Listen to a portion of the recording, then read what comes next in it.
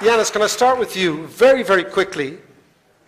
What are the issues that are central and are not only central, but link us all together? The manner in which an inane establishment mismanaged a crisis of its own making and dealt with it after 2008, our generation's 1929, by the way, in a way that combined socialism for the financial sector, unfettered power for the oligarchs, and austerity for the rest of the world and for the planet. That is what binds us together, because now, just like the Weimar Republic was crumbling out under the weight of its hubris, the so-called liberal establishment, which is neither liberal nor particularly well established these days, is crumbling under its own weight. Political monsters are rising up through the cracks in Brazil, in Europe, in the United States of A, in Italy, everywhere, and we have a choice. Do we let the bad guys run the show, as you put it? Do we get together as we're getting together today? Or do we do something even more advanced than that, which is absolutely necessary? Because, colleagues, friends, comrades, ladies and gentlemen, it's not enough for us to get together and chat once every 6 months, every 12 months. Because the bad people that David McWilliams was referring to do a lot more than that. They work in real time, in continuous time, every day. And we need to create a progressive international that does work constantly to create a plan, a blueprint, in order to empower the dream. Of course, you know, had he said, I have a plan and not I have a dream, it would not have worked. But the dream needs a plan. And we need to plan together internationally, not just some white faces, not just, you know, males, decrepit ones, like myself. I feel that I've got jet lag. But we need to involve Africans, Asians, we need a lot more women, and we need effectively to do that which our grandparents failed to do in the 1930s. Look, let me agree with everybody who has already spoken. The bad news is that we are facing unprecedented challenges. What Yanis will talk about, I'm sure, in a moment, is the rise of right-wing extremism all throughout Europe. We have talked about the climate disaster. We have talked about a broken criminal justice system. And by the way, let me thank my wife Jane for this, is that if this conference means anything, what it means is that we have to break the silos that currently exist in the progressive movement. Because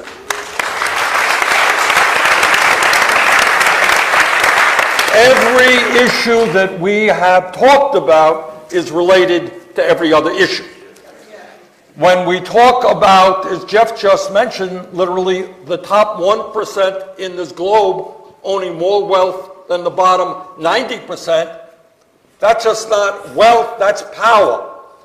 And when Nikki talks about the media, those are the people who not only own the media in Canada, it's Rupert Murdoch, it's Fox, it's right-wing folks who control the level of discussion in this country and all over the world.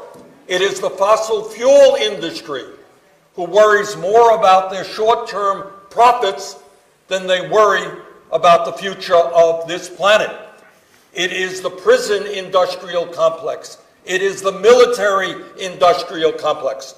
We heard in the last panel the enormous amount of money being spent on prisons and police. Forget that. We are spending $700 billion on the military in the United States alone. That is more than the next 10 nations, most of whom are our allies. Throughout the world, we're spending well over $1 trillion on the military.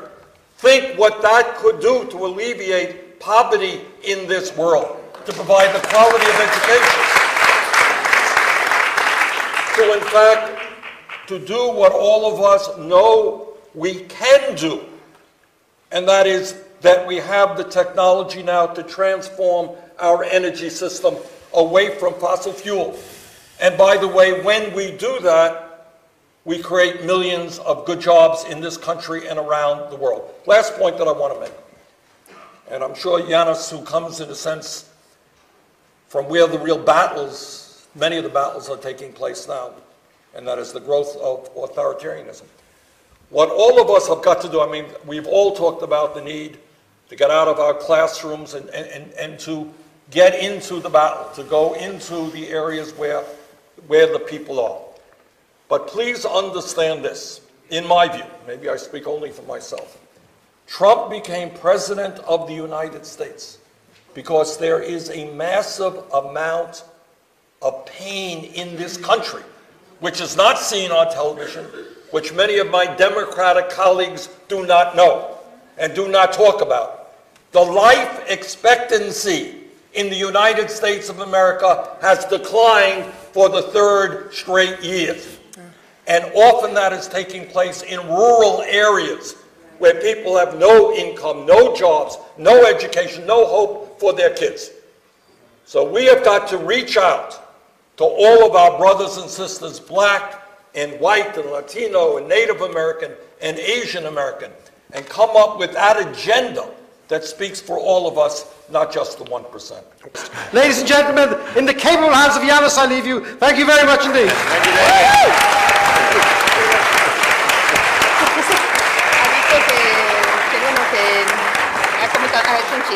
Well, this is an unexpected honor. And allow me to abuse immediately my new authority, because there is a score I need to settle. Now, the reason why you know me, I'll speak personally just for a second. The reason why you know me is because my country went down the toilet in 2010, to put it vulgarly. What happened was, of course, the subprime pain from the Midwest through the circuits of financial capital, traveled to Europe, turned Ada Colau into a campaigner against foreclosures. This is why she became known. This is how she grew up as a leader of a movement, as a woman that was fighting against evictions, home evictions in the suburbs of Barcelona. Meanwhile, my country became the most dystopic laboratory of austerity. We are the champions, the Olympic champions of austerity in Greece. The result is that as we speak today, 60%, I'll repeat that number, 60% of children in Greece are below the poverty line, the 2008 poverty line. 1 in 2 families have no one working in it. Now, what happened then? Such a Great Depression, friends, begets a progressive movement that responds, and Nazis. We have the third largest party in our parliament is not a neo-Nazi party. There's nothing neo about them.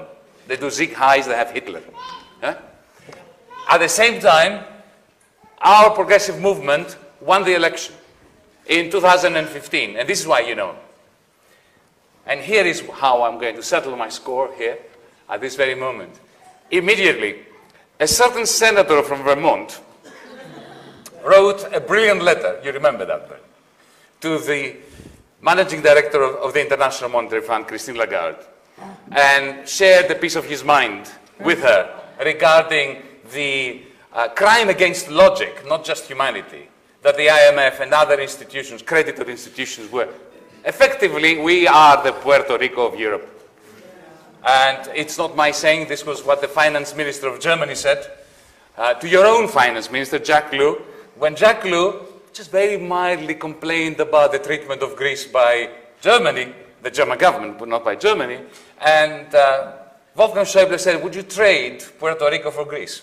This is the kind of mindset which typifies the collapse. Now, during that month as well, a certain professor of economics from this country, actually a couple of them, and both of them are in the room, one is Jeff Sachs, the other is Jamie Galbraith, joined my team, and we did battle together.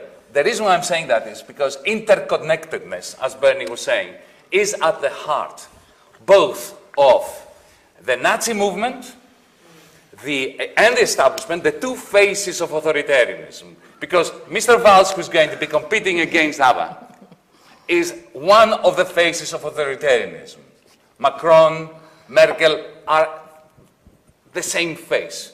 The ones who said to me when I moved into the corridors of power very, very fleetingly, they said to me, elections cannot be allowed to change economic policy. To which I responded, this is a great piece of news for the Chinese Communist Party because they believe the same. And the other face of the same monster of authoritarianism, of course, is the Nazis that are growing up everywhere. The Trumps. Mr. Bannon understands internationalism. He is going up and down Europe, trying to organize the Salvinis, the Kurzis, the Seehofers against civilization, effectively. We have to respond with a progressive international. In the previous sections, we were talking about the Green New Deal. If we do not succeed in the international Green New Deal, not an American one, not a North American one, not a white one, not a European Atlanticist Green New Deal, but an international New Deal, ruin without end is going to loom black across our lands, our rivers, our mountains. It is a major responsibility. Bernie, how do we deal with the oil curse, the energy curse, the resources curse, and the finance curse, the Wall Street curse? Look, I think what we understand, as I said a moment ago, everything is related. So before I answer your question, Yanis, let me urge everybody to think in every possible way how they can get progressive ideas out to people. You know, we talk about Trump winning states by 30 points. Understand that in those states, nobody is hearing progressive voices. All they're watching is Fox television or listening to right-wing radio. And we can have all of the brilliant ideas we want here. And one of the reasons that Jane has all these cameras here, by the way, not, just 1,000 people, it's a small group of people. The goal here is to use social media to get these ideas out all across the country. But to do that, we need all of your help. Yes. And I'll give you an example of what we are trying to do in my Senate office. Because the media does not talk about income and wealth inequality, because they do not talk about Medicare for all, because essentially they do not talk about climate change, we have held live-streamed town meetings which in some instances, at least one, have gotten us more viewers at that moment than CNN had. All right? So there is revolutionary potential in social media, okay, without boasting. My guys told me that we had more social media engagement on Facebook this week than Donald Trump did. All right?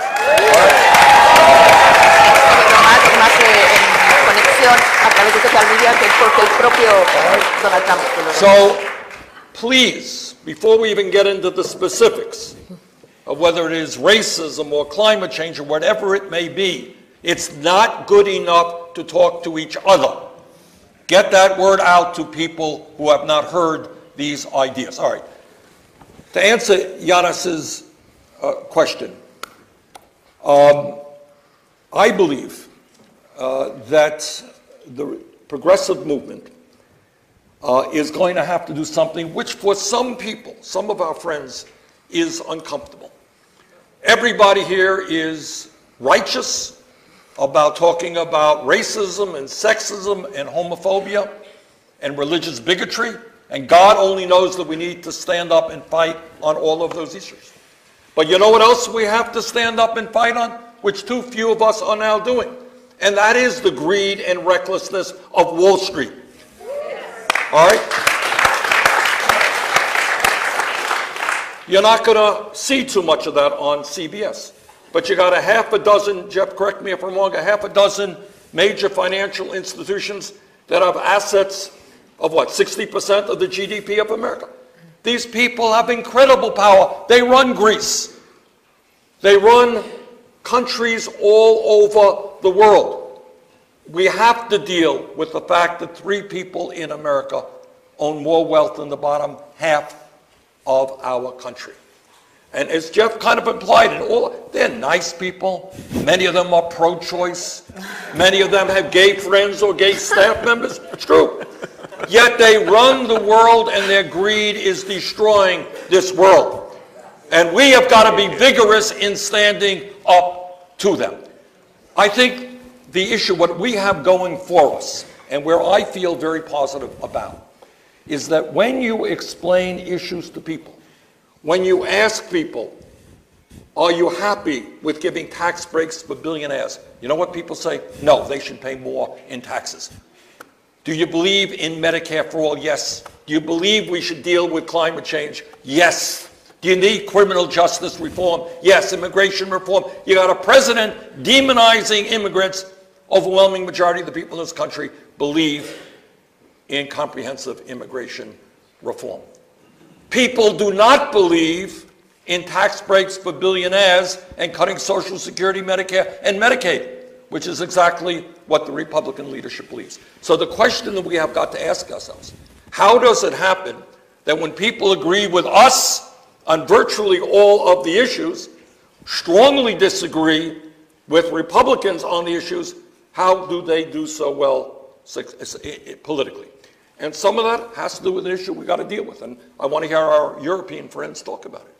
My feeling is that when people are pushed aside economically in rural areas, when people are hurting, you have demagogues who deal with that pain and say the problem is that Mexican immigrant who's picking strawberries for $8 an hour, or that person from Syria who has come in to the UK, all right?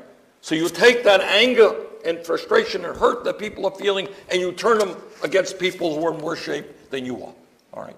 And our job is to bring our people together to say, no, it is not some Mexican picking strawberries for $8 an hour who's our enemy. It is Wall Street. It is the fossil fuel industry. It is the drug companies. It's the insurance companies. Let's stand together and take those people.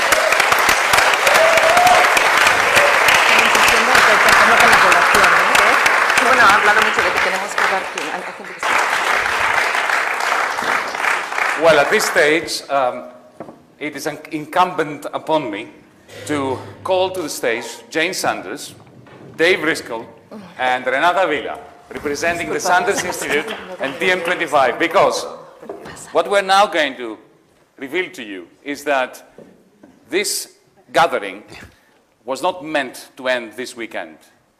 We are, well, yeah, I know. Yes, I need to look at everyone at the same time. We are now going to issue an open call to all progressives in the world, because what happens as of tomorrow is going to make any difference in this fight against the two faces of authoritarianism, against the Salvinis of the world on the one hand, and the so-called liberal establishment that created the crisis that begat the Salvinis of the world. So, here it is, and I'm reading it. You want me to read it, Yeah, right? I want you to. Okay.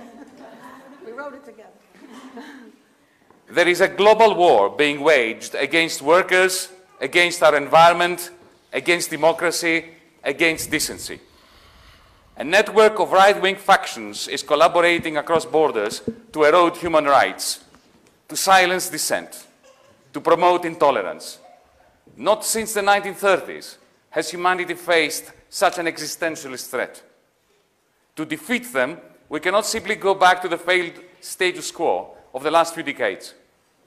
Unfettered globalization promised peace and prosperity, but it delivered financial crisis, needless war, and disastrous climate change instead.